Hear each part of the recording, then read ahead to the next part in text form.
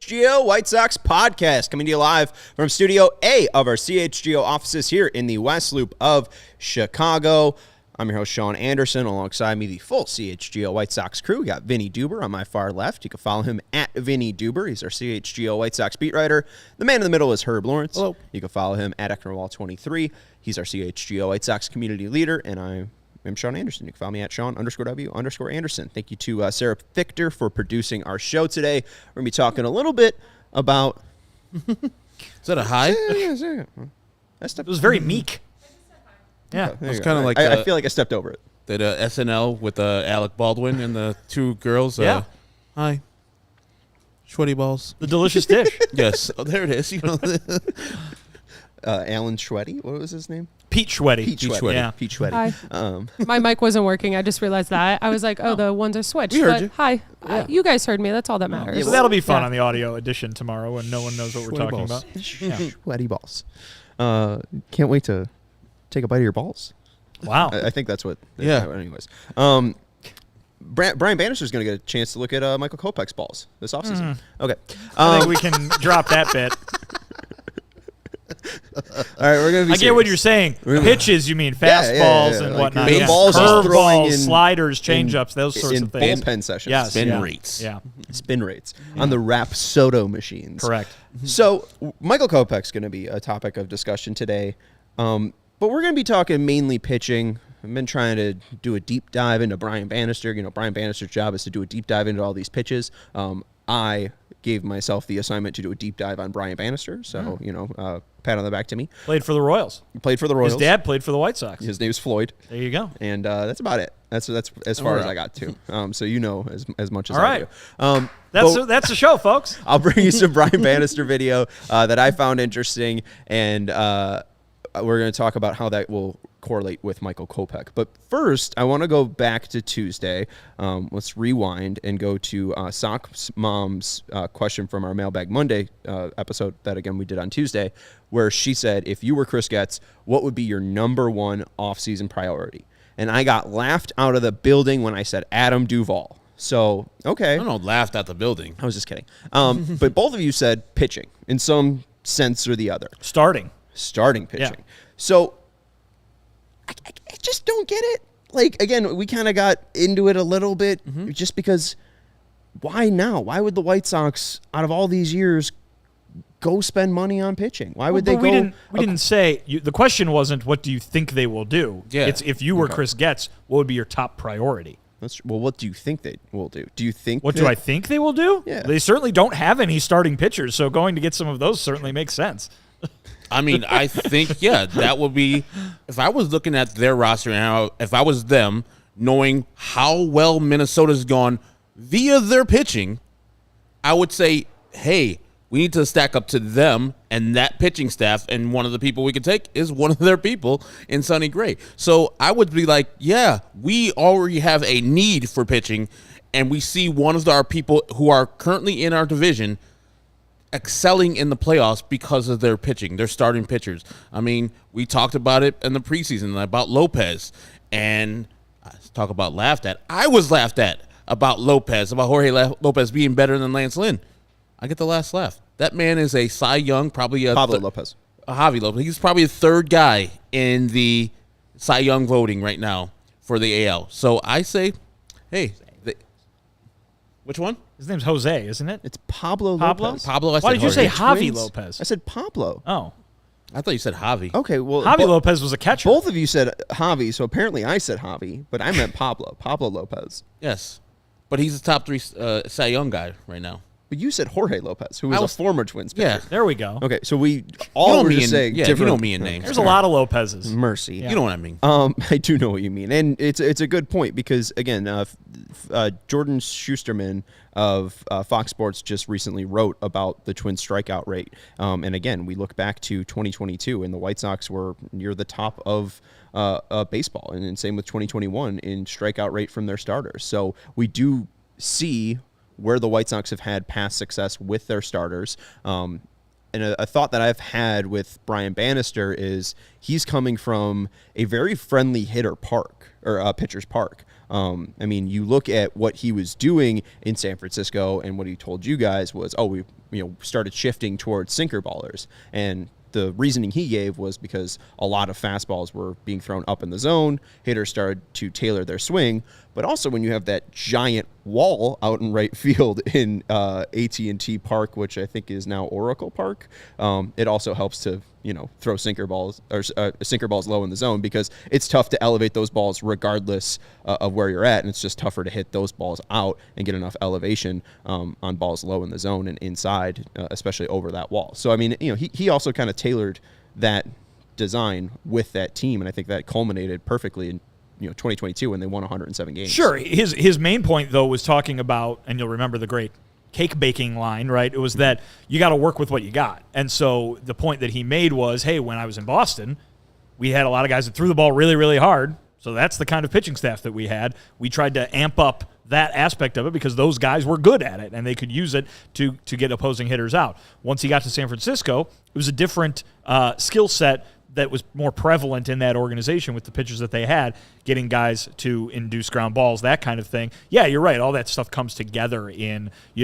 what are the trends of the hitters? We talk about the chess game all the time, right? What is the way that the pitchers can go after guys that they're not expecting? You talk about playing to the park. Absolutely, you should do that, right? If you've got a pitcher-friendly park, take advantage of it. But at the same time, it's about what he's going to show up to the White Sox and see, and probably we're talking about guys at all levels, right? Be it Dylan Cease and Michael Kopech at the major league level, or guys throughout the minor leagues who they either just acquired or have acquired in recent years. It's about taking a look at those skill sets and saying, okay, what can we establish as a philosophy for our organization based on what they're going to be able to execute? You don't walk in and say, all right, everyone, you are doing what I say, whether you can do it or not. You have to say, all right, let's take a look. Let's do the deep dive like you were talking about and figure out what the best path forward is based on the tools that they have at their disposal. And going off of what you just said, and I've been thinking since he was talking, Brian Bannister, about, and the organization talking about he'll be kind of part of acquisitions and such, do you think that he will shape the type of pitchers that he wants out there in the free agent market and say, hey, I want player X because he does this, that, and other, and that's the stuff that I excel at, and I think we get him. He's a 4 ERA guy. We can get him to the mid-threes. And that's why I love you, Herb, because you're giving me a perfect transition. Hey, Brian Bannister, and Sarah, this is where we're going to play the first clip. It's not the dugout clips. It's the podcast clip. Hey, Brian Bannister, what are you going to look for? What do you look for when you're looking for pitching projects to develop? You've seen tape of some of the guys that are Michael Kopech. One of the things that I've leveraged throughout my coaching career is going, now that we have data, we have literally timestamps of movement quality and pitch quality throughout a player's career. And it's kind of like, being a paleontologist, like you're going back in time, you're looking at what they did then, and then you're like, let's do that again. I've been able to do that successfully with a lot of players. And so many players are always chasing like the next big thing versus, hey, you were actually pretty good at this point in your career. If you just went back to that, you might make $20 million next year. And there's a lot to be said for making $20 million. And so I love, one of my sweet spots is kind of that 29 to 35 demographic of big leaguers who at one point were really, really good and really, really locked in. And whether it's they thought there was a better version of themselves, a higher ceiling version, a coach or org sold them on going a different way, whatever the reason that they changed and they kind of got out of what they did well, and big league hitters were telling them that it was a productive way to pitch. That's all I need to see. And getting really good at recreating what they did in the past is one of my favorite things. And it's something I've been able to exploit for years. And it's fun because I don't have to teach them something new. Their body already knows those patterns, knows those motor preferences. I don't have to fight them or retrain them or build up that proprioception. It's already there.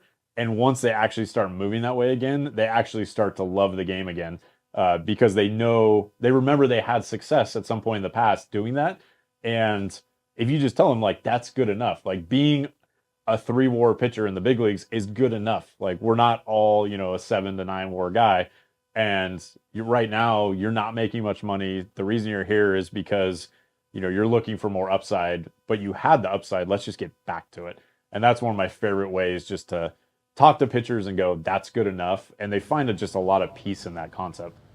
Again, you brought up the cake analogy that he said, and that is a great podcast. It's about an hour and 45 minutes long from Tread Athletics, at Tread Athletics, TREAD Athletics. Ben Brewster and Tyler Zombo were the two other players on the other side of the couch. That was Brian Bannister talking about his sweet spot being 29 to 35-year-old pitchers who have had past success and trying to get them back to that past success, and trying to figure out what works for them, and if they got away from what works, trying to get them back.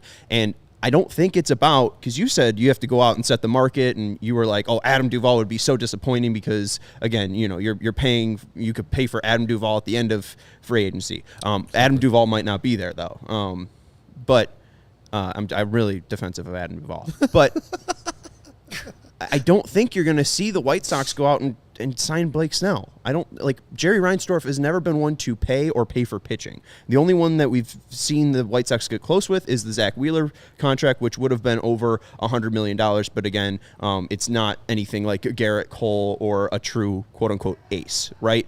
So I wouldn't predict a Blake Snell signing or one of these top free agents. I see the White Sox trying to find projects for Brian Bannister, and maybe it's 20 projects, right? Because what he said, again, there's value in being a 3-WAR player. So there is a clear, hey, maybe we have a 7 to 9 WAR peak in Dylan Cease. Change his name. But everyone else, it's just about making positive contributions and how to make the most out of the ingredients that you have. So again, I think that the best strategy for the White Sox is, again, just trying to find all those pieces to the puzzle, and we can already tell that Aaron Bummer is going to be a piece of that puzzle, and I think there's a lot of positives with Aaron Bummer. Sorry, I'm getting off track a little bit, but I don't think the strategy when it's going to come to acquiring pitchers is going to be, oh, we need a starter, we need a horse, we need a guy that's going to give us 170 to 190 innings. It's about getting positive contributions. Hey, can we get a guy that's going to give us 3 WAR, right? Let's get 12 guys who are going to give us positive contributions rather than X amount of innings or, be a postseason starter. Let's get to the postseason, and then we'll finish out figuring out all our pitching, because you could be the Brewers and right before the series starts, hey, your game 2 starters out, and, now all of it rides on game 1. So I feel like I'm getting away from the point a little bit, but again, I think Brian Bannister, it's all about unlocking some of those people that you're not thinking about, because Blake Snell is so attractive. Hey, he's probably going to be a 2-time Cy Young winner, but let's try to find the guys that we could turn into Cy Young winners. If the White Sox are doing what you espouse them to do and what they want them to do is just getting good pieces that they elevate via coaching, that's why the Adam Duvall / Hunter Renfroe / older outfielder rental player irritates me, because you're getting the value and you don't have to pay the players who are pitching as much as you would at the top of the market. And so while you're doing that, you don't have a hitting coach that's doing the same thing as Bannister, or at least not espousing to that, where he's improving players who are just failing right now in the major leagues. And most of the White Sox hitters failed this past season. So instead of that, and then also the injury factor into the players, go and get a big bat. Go and get a real bat that's going to help you out to supplement the great pitching that they're supposed to have or supposed to develop. If you're not spending at the top of the market there, you got to spend somewhere close to the top of the market with an offensive player that's going to help you out. There's not a lot. There's probably very little. But you have to not just like, hey, okay, we're just not going to spend money on the pitching market, and we're not going to go for the big free agents, but, we're just going to downshift to Adam Duvall, which would be great. It would be a huge upgrade for the White Sox because the right field position has been crap. And trust me, I would be great with Adam Duvall if that was like a February signing. We need to just fill out this team. He's our right fielder. He'll compete with Oscar Colas type of thing. But if in the beginning of the season or beginning of the offseason we got some available people and you downshift to Adam Duvall in November or December, I'll be probably pissed. That's why I'll be pissed, unless they're going to get a top 9 starter on the rotation. Then I'm like, okay, I get where you're at. But right now they don't have really any money spent on a lot of players except for Yohan and Benintendi. I feel like we're answering like 3 or 4 different questions here. All 3 of us are answering 3 different questions, right? So, Sean, you're saying when you hear the question, what should their top priority be? You're saying, what should they spend the most money on this offseason, right? I guess, because yeah. Everything you said there was 100% correct, and that's still, and in my mind, that doesn't change the top priority being starting pitching, right? They can still go out and sign 20 low-level guys, but that's what they have to do. That's the number one thing on their to-do list because while every position player, Herb, might end in a question mark, you can't have question mark without having actual words to make the sentence first. And the starting rotation doesn't have that. That's the question I'm answering. You are answering a question, what should their top priority be? The best player they could possibly get. That's what you're saying. And so that doesn't answer the question of position necessarily, because I don't think you care what position it is. You just want to see somebody come in here with a top-of-the-league track record, and that's it. So that's 3 different questions that we're answering. I don't know if any of them are necessarily wrong. I don't think any of us gave wrong answers to any of the questions, but it is funny that we all 3 showed that we interpret that question a different way, which, in turn, shows how many needs this White Sox team probably has. Well, that's the thing is, like, there's like 12 to 15 needs for the actual major league roster, and I guess when I'm looking at the question and the reason why I'm trying to say, like, this is where you should spend your money or focus on, filling this need first, it's less about, setting the market or anything. It's just like right field's always been an issue. Yes. I think Adam Duvall will fix right field. That's my personal opinion, right? Mm-hmm. If they have a different opinion, I'm just saying fix right field, fix second base, whatever. But be aggressive to do that. Make sure you get in the player that you want to fill out that spot. Mm-hmm. But I guess I'm taking Sox Mom's question a little bit too literally. I'm trying to think as Chris Getz, and what we've seen from the Giants is they were willing to pay for Carlos Correa at some point. Mm-hmm. Obviously, medicals turned up, but they were willing to pay for hitting. Arson Judge, too. Great call. The only pitching that they've paid for was a year of Carlos Rodon on a rental, basically, and it was only $22 million. That's basically a little bit more than a qualifying offer, right? I mean, the qualifying offer is around 18, so $4 more million than a qualifying offer. It's basically the buyout that Clevenger got. So I don't see the White Sox being aggressive in going out and getting a starting pitcher, because I don't think the budget's going to be more than the past year. I think it's going to be under $180 million. So if you have so many guys to fill out, right, it's just a math equation at this point. Like, I just don't think they can spend that much on pitching, and it doesn't seem like a philosophy of Bannister, especially in what he just said. He's looking for guys that, are 29 and 35 that know their body, that have just kind of fallen away from their success, and getting them back to that point, understanding what makes them successful and trying to give them that direction. And I think, again, that's just cheaper than Adam Duvall. Hey, that guy's going to wake up, roll out of bed, and hit you 25 homers. And I think that strategy from Bannister and therefore the White Sox, right, is a terrific strategy to try and fill out a starting rotation, because you go out and get a bunch of those guys. We talked about it last offseason. Some of that will work. He will be able to work that magic on a number of those guys. A number of them he won't. And that's just how baseball works out. But throw as much at the wall as you possibly can and try to cobble together the best rotation, more than 5 guys, I might say. Yes. That's what you need to do if you're going to win and compete and go far, that you possibly can. And I think they're going to do that. But in the spirit of throwing everything at the wall and seeing what sticks, why can't they do both? Why couldn't they say, and especially this team, considering the number of holes that they do have to fill on that pitching staff, maybe they say, we're going to go out and sign 10 low-level guys, or whatever, or 3 mid-level and 7 low-level guys, And also maybe we will make a little run at Aaron Nola or Blake Snell. And I'm not saying that that's realistic. I'm saying that strategy is the one that any team, any front office should have. The White Sox now have a guy that gives them the ability to confidently do one half of that equation, right?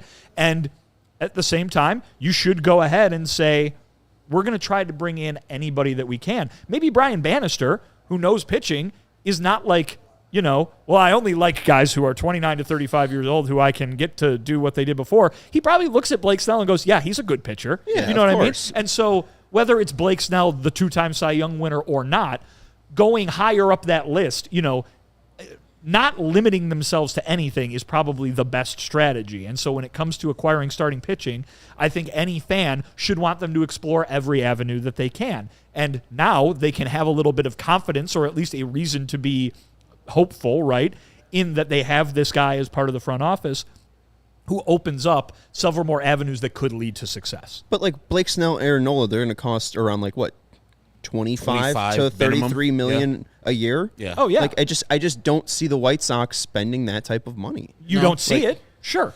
But you can't say there's a 0% chance that it happens or that Chris Getz wants it to happen. I feel as confident as Andrew Benintendi hitting less than 10 homers in 20. Well, that's fine. You can make the bet, but it's not 0%. Is the point I'm saying, that you've got a new guy in there, right?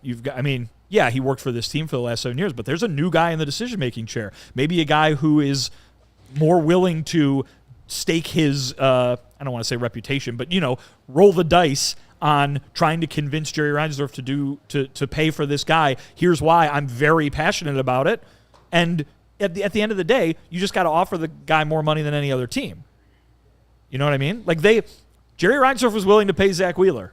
Yeah, right. The report was that it was more money. And they did offer more than any other team. But I guess my point just being that when you talk about the other half of this, the Bannister part of this, right? Oh man, they could now that they've got this guy, they can go out and get these types of pitchers, and maybe it works out for them. That's good. That's another whole avenue that it opens up to that they might not have had before. There's other avenues too, and one of them involves spending a crap ton of money on one guy. I don't see it happening. But you can't sit here and say, well, we know they're not going to ever do this. So I think the idea is, and particularly for this year's White Sox team, because of the way that rotation currently looks, you have to try every possible way to bring pitchers into that group. Real quick, just because Weasel says Snell fills a quality left-handed role in their rotation, this club needs him. I'm not saying that. If Blake Snell's on the team, woohoo! I'm just trying to do the math problem. If their budget's 180, he costs 33 a year. That you're spending 60% of your budget on a guy. Yeah. It just doesn't make mathematical sense or sense from a budget standpoint. Rick Hahn wasn't able to convince him. Kenny Williams wasn't able to convince him. But this guy is different. He knows baseball. If this team's going to spend, right under the point you get taxed for it, the luxury tax, if they're going to spend up to that type of money, then sure, yeah, go sign Blake Snell. But they're just not. It should, because it was 220 this year. It was going to be going up. You know what all this sounds like to me, even though he's younger than 29? Alek Manoah. It sounds like they're going to be trading for Alek Manoah to get him back to his form of a Cy Young top 3 finisher 2 years ago. That's what it sounds like. It sounds like Hyunjin Ryu, who had a good renaissance back in L.A. and was not really good with the Toronto Blue Jays. So would I be fine with those? Not really. I mean, Manoah more than Ryu, but because you have to trade something to get Manoah, because he's still part of the Tampa Bay or Toronto Blue Jays organization. But if he can get those guys and get them back to any type of semblance of where they were in their primes, cool, smooth. I think Manoah's 27 now, so he falls out of the number he's talking about, the 29 to 35. But I'm sure he would love to get that guy in and mold him to the pitcher he was 2 years ago. But also, Herb, you're talking about former Cy Young candidates, right? And this description that we're hearing from Brian Bannister might be a little bit lower down on the food chain than that, right? And so Can't go too much lower. Your Alex Woods, your Sean Manayas, your DeScalfanis, your Ross that Striplers. kind of guy, those kind of guys. And hey, he's been able to have success with those guys, and that's fine. But that to me, right, is what jumps out when you're trying to fill multiple spots in a rotation, and you're trying to say, all right, who can we Who can we get at low cost and bring in here at low risk and maybe work the magic to turn them into? If you're signing, again, those guys have had recent problems, so it's not super specific to those two Blue Jays pitchers that you mentioned. But if you're signing Blake Snell or Aaron Nola, you're saying, all right, go. Baby. We don't need to teach you anything. Go. Baby. And Yes. that's not Let's do it. the description that he is applying to these players. What's going to happen when DeScalfani comes and him and Vaughn meet in the clubhouse? You going to have some words? Do you remember? No. They had like a certain beef, like Beginning of the year. at the beginning of the year. Yeah. Like Vaughn hit like a ball either in the air or something and said something, was pissed at himself, and DeScalfani was like, what the hell? And yelling at Andrew Vaughn. I'm like, Andrew Vaughn? That man doesn't say anything. Yeah. How are you mad at him? Thankfully, I blocked that from my memory. Yeah. They're going to be teammates next year. That makes so much sense. And again, like I guess to just kind of illuminate the point more, like it could be great for them to have a Blake Snell or a Horse or like, to fill out the rotation. But again, I don't even think this is going to be a rotation. I think it's going to be our pitchers, right? You're talking about a radical reimagining. Yes, it's about getting outs, right? It's less about a rotation and setting it up for the 6th, 7th, 8th, and 9th, right? It's just about getting outs, pure and simple, and however we can get 27 outs on a certain day. And again, if you look at the Giants and their starters, Logan Webb made 33 starts, Alex Cobb made 28, DeScalfani made 18, Ryan Walker, who only pitched 60 innings, made 13 starts and was basically an opener, all right? But is and this then by- Alex Wood was 12 Is this by design, or is this the reason the Giants didn't make the playoffs and their manager got fired? But I mean, yes, but I mean, I think those guys were worse. Their hitters were also horrendous. I mean, did you see their lineup? I mean, that's the thing, though. You're talking about that like it might be some sort of secret strategy, and I'm wondering, like, if you have 5 guys that can make 30 starts, is that the way they're going to go? They would go that way. Right. Yeah. Again, if that was their thought process, though, I think that they would be paying for starting pitching, right? Like they sprinkled on Rodon because they thought they can get a Cy Young performance from a lefty who would benefit from being in that park. And there's the risk of injury. Like the White Sox didn't even want Rodon, right? So we're taking a gamble on this guy, and that's why he's $22 million when he's probably going to give us a performance that's around $33 million, right? Again, it's just about the idea of maximizing your budget. At least that's what I'm thinking the Giants were trying to do. And again, that led them to 107 wins in 2022 or 2021. Their hitters and their lineup was just atrocious, though. Like they didn't have anyone powerful. Like Brandon Belt was their best hitter, I think, in 2022, and he's gone. And like Brandon Belt's not putting the. He wasn't even that good that 22. Right. And he's like what, the Blue Jays' 5th or 6th best hitter. That's saying something. That team's not a good hitting team, even though they have names. But even then, you look at the Sox top 5 starts: Cease 33, Kopech 27, Clevenger 24, Lance Lynn 21, Giolito 21. And the reason those guys stopped making starts was because they were traded. Correct. Right? Like the White Sox were vastly different from the Giants. The White Sox used openers when they needed to. So like you're going to see more openers. They were technically openers. Yeah. I remember one time they actually did the thing where they started a guy who threw an inning and then somebody came in and threw 6, like once or twice maybe that happened. Like that wasn't really a strategy that they were doing. They were just like, all right, well we have to pitch Kopech. Jesse Schultens is going to pitch today, but maybe we'll put Tanner Banks out there first. Yeah. So I think, again, it's just about, you need 700 or whatever innings from a pitching staff, and that's what the White Sox are going to be trying to do is putting that puzzle piece together. The final point, and then we'll take a break here. If they feel like I kind of lost it. Anyways. I just think that what Bannister is going to focus on is kind of what the Twins focused on, was just getting strikeouts this year. And a guy who's going to help with that is Michael Kopech. So we'll talk about him.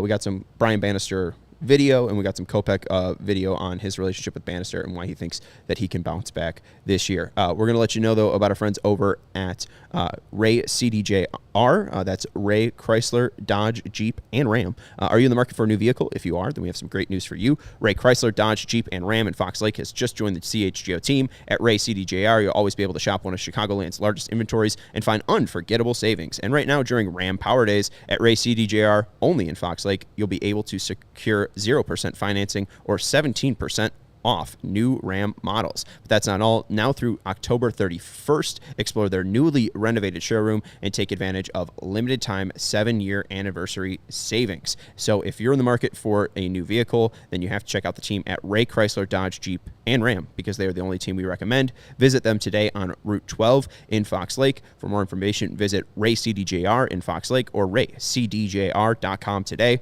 serving the community since 1963. Also want to let you know about our friends over at Goose Island. Feel free to give a honk. You drinking something, Herb? I am not. Okay. But I'll be drinking that 312 on set. There you go. You've got a whole football game to pace yourself for. I do. Right? Yeah. Yeah. Oh, yeah. You staying here Yeah. for the game? All right. Yeah. I'll have a hanging Goose out Island later, too. Matt Peck and myself will be doing the watch along. Nice. And then I don't know where he is, but I think he just disappeared somewhere. Our guy Kevin Kaduk, running the Chicago Marathon. He got bib 312. How about that? Yeah, that's very fun. So CHGO, supported by Goose Island Beer Company, Chicago's beer since 1988, and their beer roster includes the Beer Hug family, 312 Wheat Ale, the Full Pocket Pills, and Oktoberfest, because it is October. Celebrate responsibly and celebrate seasonably, folks. I mean, come on, get spooky. And we got events coming up with Goose, like our tailgate on the 15th. The 15th and the 22nd. Those are our next two coming up in October when the Bears take on the Minnesota Vikings and the Las Vegas Raiders. You can buy tickets at allchgo.com. Diehards get a 20% discount, so make sure you're checking that out before we sell out. We got a ton of people. There's free Goose Island there. We got some Sweetwater barbecue as well. So it is Firewater, my bad. Sorry. Delicious, though. Delicious. And try the pulled pork. Make sure you come out and check us out and Goose Island out at our tailgates. Grab an ultra-fresh brewery-exclusive beer at Goose Island's original brew house on Clybourne Avenue in Lincoln Park, or from their tap room on Fulton Street in Westtown. Goose Island Beer Company, Chicago's beer. And you don't know who you're going to see at those tailgates, so come on through. Celebrities all the time. You never know. All the time. What- Herb is the celebrity. I'm not saying I'm who, gonna but be there's there. celebrities there Sarah? all Yeah. the time. Sarah's a Can we celebrity. not? Can we not hint You or can't. allude to? No, Just don't. no. Fine. I'm telling you, celebrities. Come on through. Yeah, high ranking. Okay. Let's get into Michael Kopech, because I think there's a lot of things that I found here that you guys might find interesting. But let's first hear from Bannister and Kopech. Here is Brian Bannister on his relationship with Kopech, and what he's going to try to find to do or try to bring out of Kopech in 2024.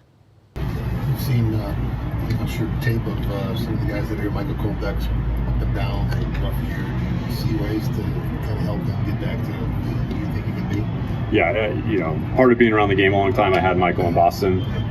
He was part of the sale trade. I'm a big believer in him. We've already had some initial discussions, and my sweet spot has always been helping pitchers that are either coming off a down year or have lost their identity a little bit, and really getting in there and building trust with them and helping them identify what makes them a productive major league pitcher, and just walking alongside them in that process. Do you see any things that are fixable, correctable there for him? For sure. I know he just had the knee issue, but going forward, there are things we did in Boston that I'm looking to also do here, and I think we can give him what he needs to take his game to another level like he was a couple years ago. And I think taking his game to where he was a couple years ago means starter. I know there's been some hemming and hawing about what he actually is. He's starting. He's a starter, Yes. right? I would be very shocked that in 2024, to start that year, he is in the bullpen in any capacity. He is a starter unless it does not work. Right, unless there's something I catastrophic. believe that at some point this year, I believe it was Pedro. It might have been Getz, but I'm pretty sure it was Pedro who said, we're going to exhaust everything we possibly can to make him a starter. And once we do that, if it's not working, then we can, and this was given as a compliment, utilize his versatility to go ahead and put him in the bullpen. But this team, and it shouldn't take you any more than looking at the current roster and not seeing any other starting pitchers to know that they're going to do everything they can to make him a successful starting pitcher come opening day 2024. And I think for good reason. Again, I think there's a lot of magic to still be found in that, he's basically Frosty the Snowman. That old Sil Cat? Yeah, bingo. That's becoming a nice bit. You got to keep doing that. Thank you. I like that. Appreciate it. If I could actually, say it the right way, it would be a great bit. But I think you guys got hung up a little bit too much on the 29-35 thing when I played that last clip. I did, because definitely. Again, what he says, Bannister says in this one too, is my sweet spot has always been helping pitchers, regardless of their age. Yes, who are either coming off a down year or have lost their identity a little bit. We were more making fun of you, I know. as well as at least I was trying to clue Herb into the fact that they're not necessarily going out to get Johnny Cy Young this year is kind of what I meant. Right, Yeah. Johnny Cy Young, but and two, like the 29-35 guys are guys that are hitting free agency either for the first time or didn't have their true wishes granted in their first time reaching free agency, right? Carlos Rodon's first wish out of free agency wasn't 1 year, $22 million. It was 6 years, $162 million with the Yankees. And I think that's why he's screaming at the pitching coach when he's given up 8 runs in the first inning. But I really think that this is a great addition to the Sox. I'm really excited about Brian Bannister. This is something that he talked about in that Tread Athletics piece as well, just that he realized in his career when he was in Kansas City that data was his steroids, which is cheesy, but I loved it. And he helped Greinke kind of understand like how You wanted more nerds. You got at least one. Nerds. He helped Greinke get to the Cy Young in 2009, and he was basically an analyst on the staff as a pitcher because Pitch Effects came out in 2007 and Greinke's season was in 2009. And he said, I knew that my talent was limited, but I could always help guys with that talent reach their true potential. And what have we always heard with Michael Kopech? Potential, potential, potential. I mean, he's compared to Patrick Mahomes because they're pitching on the same fields. And I think, too, Kopech's just such an interesting pitcher because he's always had that potential. What do you tell a guy who throws 97, right? Like, I mean, Michael Kopech, there's nothing wrong with his fastball. The velocity is going up and down, but I think a big part about what he needs to do is just strength and conditioning, is just having the body to be a starter, because he gave you the quote, 180 to 200 innings is what he was, hoping for 2023. And he said, he was getting ahead of himself Very much this so. year, that like he was kind of, those 5 days he was kind of wandering away from his actual like target and getting ahead of himself, because that's what he said in the piece. He's trying to fix too much. He was dwelling Right. on the fixes that needed to be made, and it was having a negative effect. Yeah, and no one pitches 180 innings pretty much anymore, or 200 innings. And the guy that's off the injury was setting himself up for failure at the beginning of the year if he's trying to reach that number. As we said at the time, it's like 150 is plenty, brother, from where you were from and where you're going to be going. I don't even think he hit that this year. So, yeah, I think hopefully Brian Bannister can help him develop another pitch. Right. Yeah, hopefully another pitch. We're going to get into that in a second, too. And I think hopefully he can help him throw strikes. Let's hear from Kopech, and we'll get into throwing strikes, that arsenal, and the other pitches, too. Huge. I've liked Manny since I met him. And he's been nothing but good to me as a professional. And I think he can offer a lot with the experience that he's had being with the Sox and then with the Giants. I'm excited to have him along. I'm excited to kind of get to know him a little bit more on a personal level, and see where that can take my career and hopefully take this team. Is making the third pitch in your arsenal for next year, refining it, making it more of an impactful pitch, is that the goal for you? I used 4 pitches this year, and I used them a little bit inconsistently, but I used them kind of differently every start. So I'm comfortable with the changeup that I have this year, and so that's a third pitch, and I'm comfortable with the curveball that I've used in the past. I just need to differentiate shapes a little bit better and go about getting ahead with guys. I think most importantly for me is getting ahead and throwing strikes. I don't think that my arsenal really needs to be too much different. I just think I need to be able to attack with the pitches I do have. You mentioned work. What does the work look like this offseason? How much of it needs to be done to kind of get you to where you want to be? It's just a deliberate focus. I've never shied away from work in any way, but there's been times where you can, like I said, get a little bit ahead of yourself. And I think that if I can stay in each and every moment throughout workouts, throughout a workload of a day, then it's going to be easier to stay with each pitch. So I think where I'm at right now is a comfortability of going into this off season and making sure I can do that. And it might be a lot of work on the mound. It might be a lot of work at making sure I know how my body moves and how it moves through space. It might be a mix of both. Probably will be a mix of both. And I'll attack each and every one of those things with everything I have. All right, I'm gonna spew, and then I'll let you guys jump in. But you're gonna spew, yeah, spew into this. Exactly. The part that I found most interesting there was just this offseason he's going to try to figure out how his body moves, and something that Brian Bannister was talking about too was he was exposed to baseball from an extremely young age. Obviously, with Floyd being a part of the White Sox, his dad being a professional, talking about being exposed to Tom House from an early age, and he is like the godfather of biomechanical, I guess, coaching. So I think that him understanding his body is going to be huge for the Sox, and him mentioning attacking the zone is obviously going to be the biggest step that his actual pitching can make progress in. So I think that this is obviously a huge offseason for Michael Kopech in 2024, but I think that it could be career defining, because if the work is truly beneficial and Brian Bannister is able to apply all of his knowledge to Kopech and they're able to build that trust.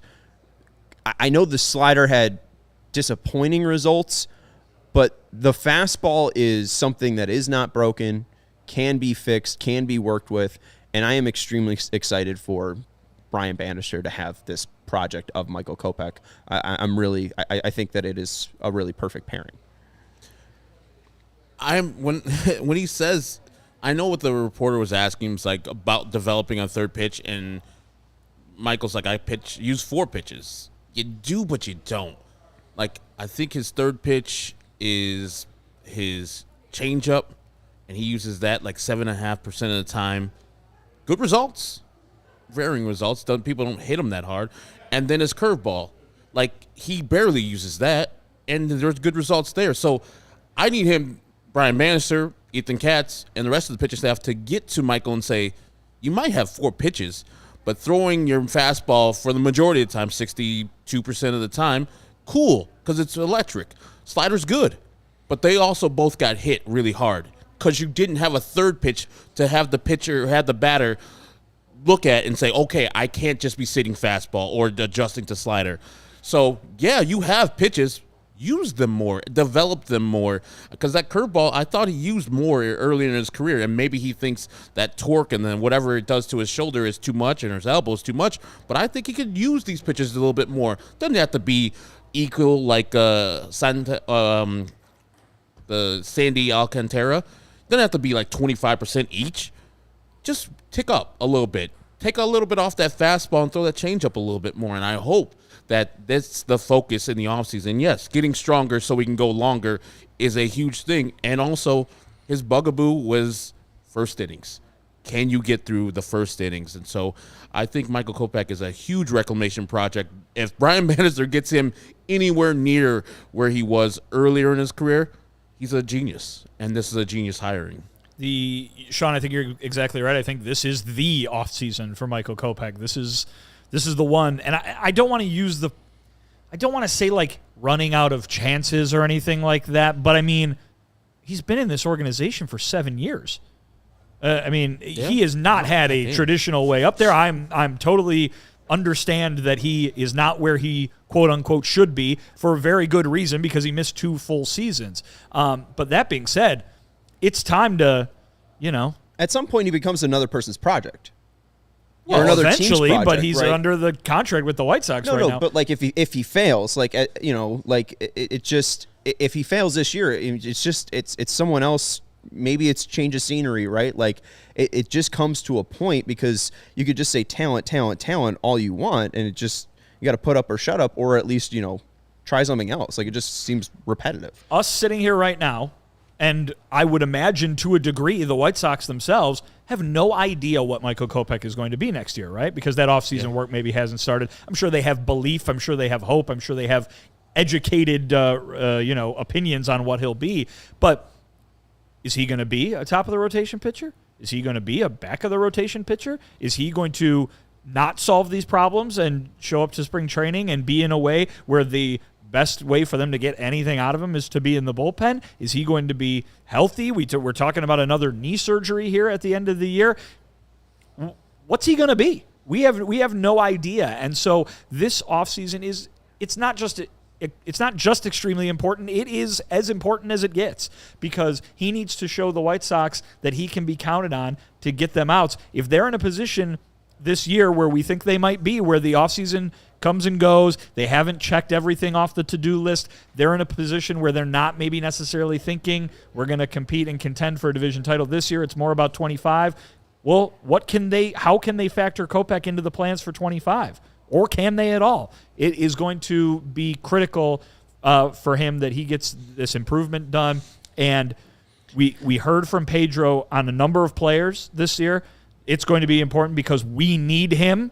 Kopech is one of them, and boy, they need him, because it's the difference between going out and getting an entirely new rotation or just adding guys to a rotation that already has some holes in it. And I don't need him to be top of the rotation next year, but show that growth towards that, because he was one of the worst pitchers who threw as many innings as he did. I think only Adam Wainwright had a worse expected ERA this year, and Adam Wainwright is retiring this year. So I don't need him to be number 1 or number 2 in the White Sox, even though right now he is the 2 pitcher because they don't have anybody else. I just need him to be a middle rotation guy.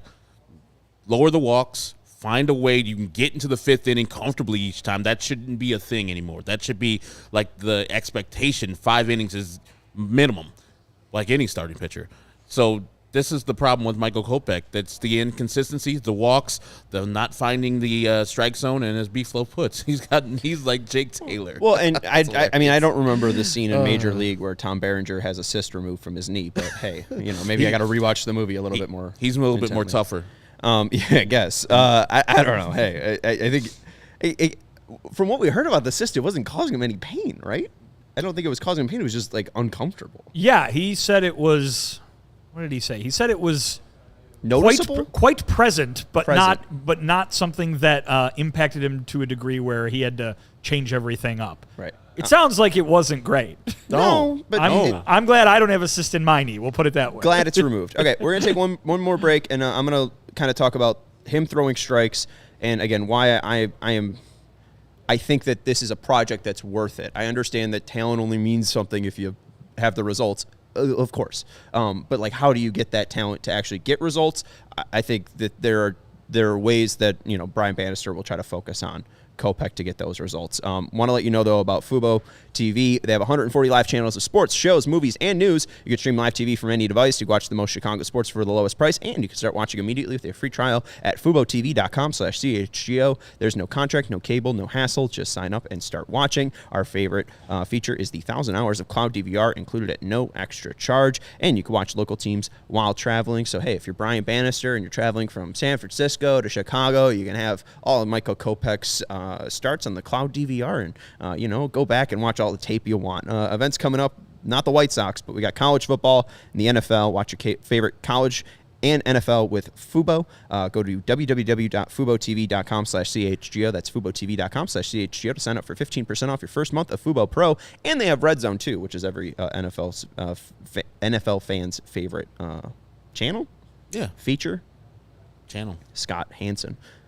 Anyways, I also want to let you know about our friends over at, not our friends, it's us, the Die Hard Read. Go natural. I seem panicked. We have podcasts and live shows on every team every day. We've talked about Grandal, Eric. We have a show 5 days a week, now Monday through Friday at 3:30 p.m. And especially today, we're going to have a pregame. We're going to have a live show during the game and a postgame show for the Bears and Redskins. Nope. So, Commanders. The comms. Mercy. Put $1 on the jar. My bad. The commies. The commies. My bad. I'm calling them all night long, commies. How is that ever a name? But we have post-game shows, premium written content for members at allchgo.com, and diehards get 20% off events. We have dope merch for all teams, from the Fire, Sky to the Sox and Bulls, and you get a free shirt when you become a member at allchgo.com, and you could join our members-only Discord, the CHGO Lounge. You can ask us questions for diehard-only days. You can get exclusive diehard-only merch like the Meatball Island shirt, so it's a great fun time, and you get, again, 20% off to the previously mentioned CHGO tailgates with Goose Island. So it is a good time, or to events like our golf outing that we had this summer as well. So if you do want to help support CHGO, go to allchgo.com and become a diehard today. And finally, Herb, who made you feel good this week, or who's going to make you feel good tonight with the Chicago Bears? Justin Skylar Fields. All right. So Justin Fields own this weekend. Hopefully he can own this game and take down the Commanders. And Sunnyside is going to help you own your weekend. Sunnyside Cannabis Dispensary is your home for judgment-free cannabis shopping, a place where all kinds of visitors are welcome to explore, discover, and purchase a wide array of high-quality products. Sunnyside has everything you need to elevate your football season. No matter where you are on your cannabis journey, they have easy online ordering and in-store pickup to make it easy on you, and you get rewarded with Sunnyside Rewards. They have a great transparent loyalty program, Sunnyside Rewards, so when you pick up, you are rewarded. They're Illinois' favorite dispensary. Herb's favorite is over in Wrigleyville. Herb, when you're walking in, what are you picking up? That's Friday from Good News. Those gummies. Delicious. Through October 15th, you can head to sunnyside.shop and use code CHGO at checkout for 25% off your total order. One use per customer. It's not stackable with other promotions, and that's not only for new customers. Anyone can use our code CHGO25 at checkout for 25% off your total order at sunnyside.shop. Pick up everything you need to elevate your football season. Must be 21 plus or an Illinois Med card holder. All right. It seemed like you guys kind of liked this stuff yesterday, so let's go back into the medical chart here. Oh goodness, here we go. I think this is the right one to start. Yeah, thank you, Sarah. So let me call up my GP and have him take a look at this. Yeah. Get all your jokes out. You're so funny. So I think this is going to be easy to understand for people if you're watching, and I'll try to take you through with my voice. But in 2023, Michael Kopech had a negative 14 run value. That's not good. Okay, you want to have a positive run value and be a positive, contributor to your team. But in the heart of the zone, Kopech was worth plus 5 runs. Huh. That's good. In the shadow of the zone, he was worth plus 20 runs. Let's go. So anytime he was near the strike zone, he was worth plus 25 runs. Do that more. That sounds pretty good. And then in the chase, which is for batters to chase pitches because they're balls, or the waste zone, he was worth negative 21 runs and negative 18 runs. So when everyone's saying he needs to throw strikes, he needs to throw strikes. There's nothing really that sticks out too much with the take and swing rates. Batters swing a little bit less in the shadow portion of him. There's 51% swing rate in the shadow region for Kopech. The league average is 53, but nothing's really too much of an outlier. It's just when he throws the ball in the zone, he's really successful. Who would have known? Sean, he led the American League in walks. I know he did. 91. That's a good point to add. It's too many walks. That's too many walks. Herb, also, yes. See if you agree with me on this. Okay. You can throw that graphic back up, Sarah, for a second, because I'm going to make fun of it some more.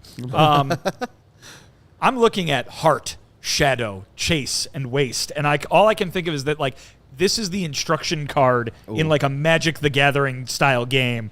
I know what you're talking about, but that went way over my head. I was thinking more of like an 80s group like Heart, and there was a band named Shadow or Chase or Waste. Waste coming to the stage with Guar. They'll be at the Four Winds Casino with the voice of Rat. My thought...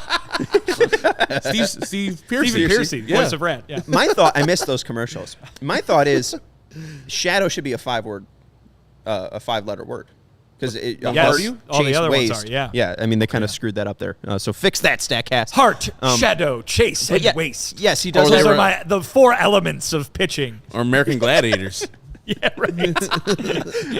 Shadow and Heart are going to be shooting tennis balls at you.